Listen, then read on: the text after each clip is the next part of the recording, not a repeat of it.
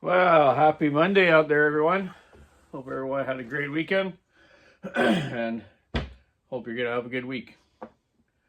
I've just taken apart, which I never thought I'd ever do completely. I fixed some of these years ago.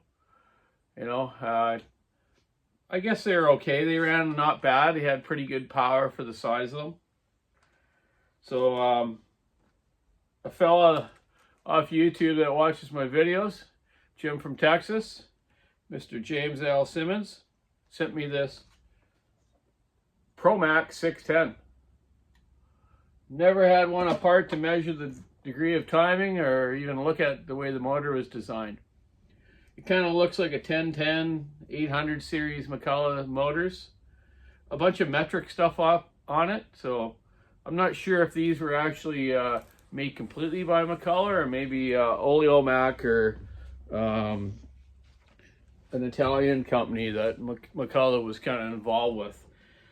This saw was first introduced in 1985 and was built till 1994. So I just put the degree wheel on it just to check it out. Wow, man, the exhaust, 200 degrees duration. But I got something to show you why they have it like that. And the intake's 120. Quite schmoggy on the intake, but the exhaust is weird, and let's see what it looks like.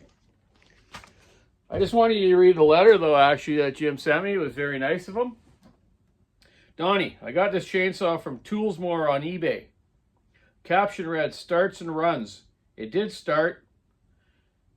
I did start it when I got it, and it seemed to run okay. I haven't done anything further since. I wanted to have it walkerized. Please work your magic.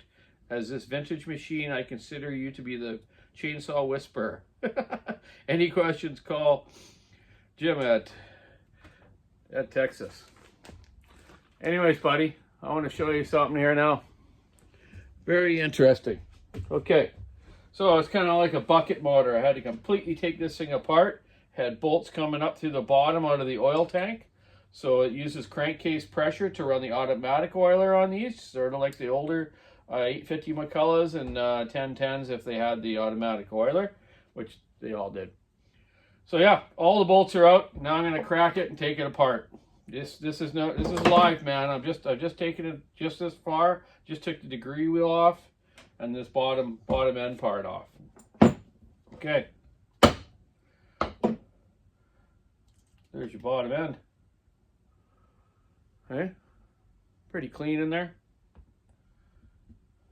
Wow. So, bearings like a 850. Here we go. There it is, Jim. There's your motor. Perfect shape. No scoring at all. 2 decent thick rings on it.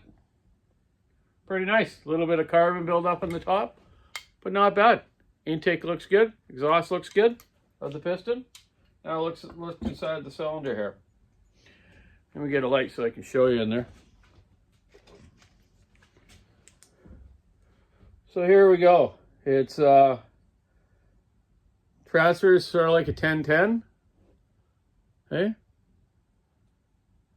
Nice tight combustion chamber there. That's a little flat. But look at that exhaust port. You guys can see that? See if I can get that to you.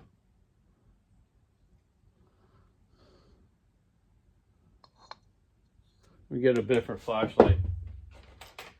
So on the top of the exhaust port,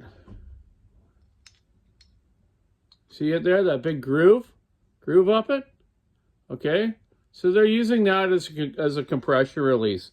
That's why the duration's so much on the exhaust. Then it goes to a flat kind of normal port there, eh? Interesting. Never seen one of these like this before. So yeah, there is no compression release on this saw.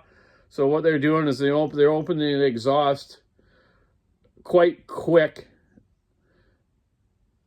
to give you, or late, I should say, coming up to give it kind of a compression release. I would say that's what it's for. If I'm wrong, totally correct me, man, but bizarre. Looks in good shape, though. The chrome's good on this thing. And yeah, so yeah, I'm going to do a little porting on it. And I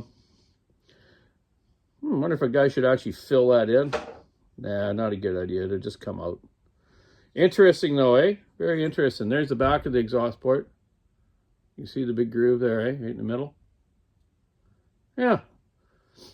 So I don't know why I'm doing it, but I did tell Chim I would for sure, because he watches my videos and loves them. So here you go, buddy. I'm about to do it. So hopefully I won't need any parts. I just kind of saved the gasket that was on the oiler, because I'm sure they're not quite available these days. So I'll just clean it up and glue it up, and then I'll reseal this bottom end and the oil tank compartment to it and the bottom crankcase there. Yeah, neat little motor. So steel feel like they got some grip to them, because I don't have any here, but I might have this side one. It looks the same as 1010s and 850s. So if I have them, I'm going to put them into it. If I don't, we'll go for it, but I think it'll be okay. Anyways, there you go. McCulloch 610. Go figure. It says, you know, made in Los Angeles, McCulloch Corporation, Los Angeles, California, USA. But who knows? Interesting though. Look how you know the exhaust port itself. You could widen it up quite a bit, eh? You just got to make sure your side of your piston here, the skirt allows for that, right?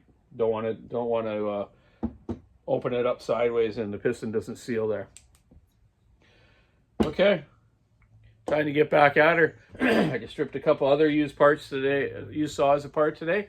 An 064 from a fella down in Washington State. The motor in it was like brand new. The outer part of it looked bad and he was kind of worried about it, but I took it apart. The inside was perfect. Same with another fella, Mike, from out in, I think, Louisiana.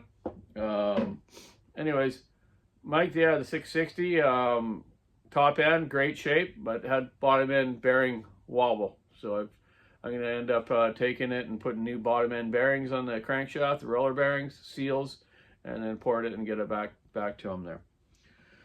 So yeah, that's what I got on the go today after the weekend, and I'll be down at the Walker Saw Shop tomorrow working on those other ones and getting some more saws done for you fine folks out there. Okay, keep your saw into it, sticky and nice, rubber in the road. Check out the WalkerSawShop.com online store. Have a great day and a great rest of the week. Bye now.